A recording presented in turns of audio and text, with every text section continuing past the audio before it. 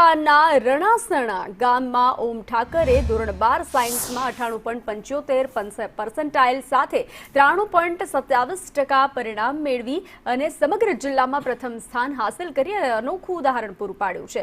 ખાસ વાત એ છે કે ઓમે ગામડામાં રહીને જ આ સિદ્ધિ મેળવી છે।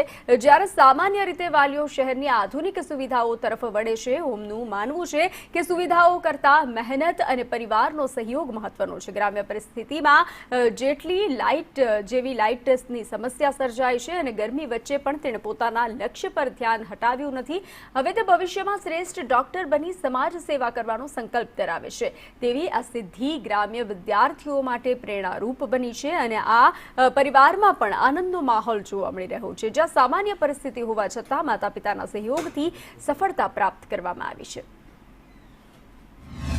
આજે મારે ધોરણ 12 માં 99.72 PR છે અને 93% છે। ગામડામાં રહેવા છતાં શહેરની ઉત્તમ એવી સુવિધાઓ ન મળવા છતાં, જેમ કે ઘડી ઘડી લાઇટો જવી, ઉનાળામાં ગરમી સહન કરવી, છતાં પણ હું જો કરી શકું તો તમે પણ સહેજ મહેનત આપીને એ કરી શકો છો।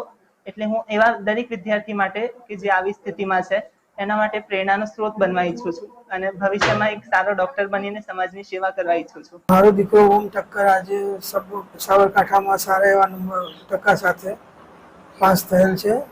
એની મહેનત ને એનું પરિણામ જુનિયર સિનિયર કેજીથી કરીને આજ સુધીની એવરેજ જાળવી રાખી છે કે જે 95+ રહેલ છે અને પર્સન્ટાઇલ તરીકે તો એ 99+ રહેલ છે અને એની અંદર એને કોઈ ખાસ વિશેષ સગવડ કે એવું કોઈ મળેલ નથી। આપણી પરિસ્થિતિ એકદમ સામાન્ય છે। બધા પરિવાર અને